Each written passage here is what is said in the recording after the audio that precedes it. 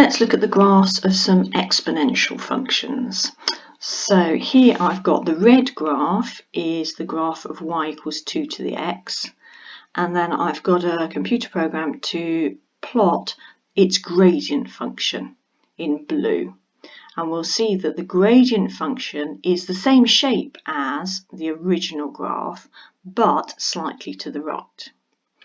If I repeat the process with y equals 3 to the x, I find I've got the same result, that the gradient function in blue is the same shape, but this time it's slightly to the left, which suggests that there's a number between 2 and 3 where the gradient function will be the same shape and will be exactly on top of the line.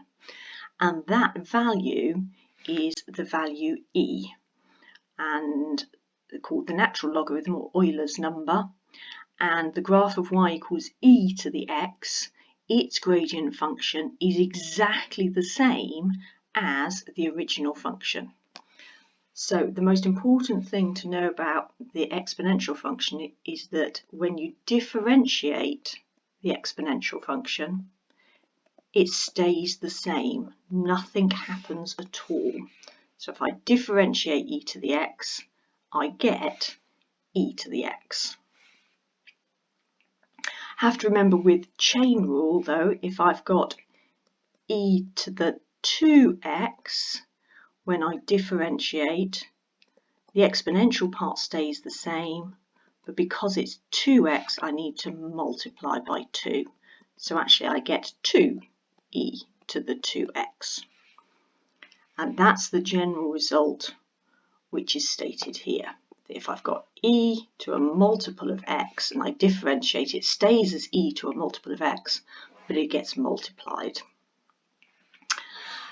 The inverse of e to the x is ln x or log x. So again, I've drawn the graphs.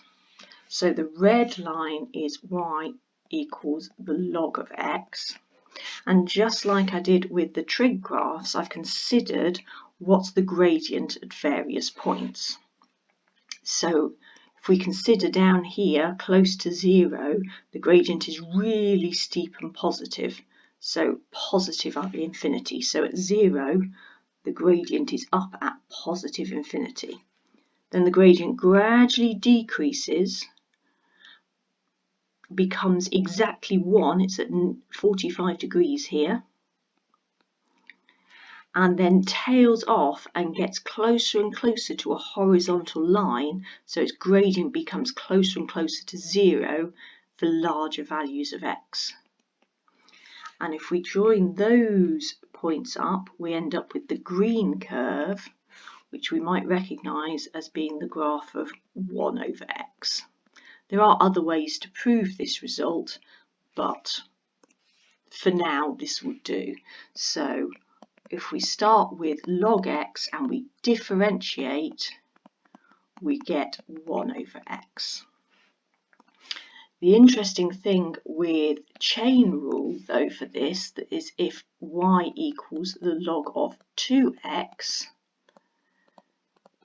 then when we differentiate, if I differentiate log, I get 1 over, and then if I differentiate 2x, I get 2. The 2's cancel, and I still get 1 over x. So it doesn't matter if I've got the log of 5000x.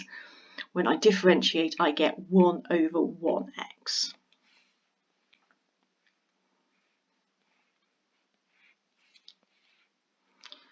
So that's the second rule, that if you differentiate log x, we get 1 over x every time.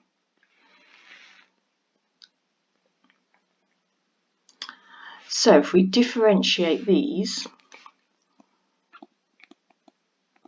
if I differentiate e to the 3x, so it's still e to the 3x, and then I need to multiply it by 3. The second one is trickier.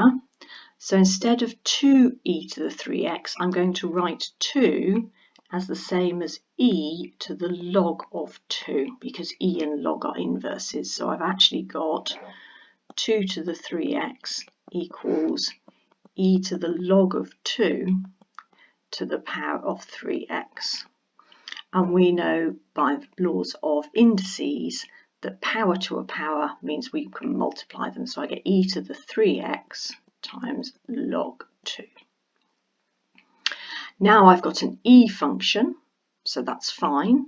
So when I differentiate e, nothing happens, so I get left with e to the 3x log 2. But when I differentiate 3x log 2, I've got an x multiplied by 3 log 2, so I need to multiply by another 3 log 2. So my final derivative is 3e to the 3x plus 3 log 2 lots of 2 to the 3x. This second one, we need to take slightly more care with our chain rule. So when we differentiate log, we get 1 over. And when we differentiate the x cubed, we get 3x squared. When I differentiate log, I get 1 over. And when I differentiate 7x, I get 7. So if I tidy this up, I get dy by dx equals 3 over x plus 1 over x, which equals 4 over x.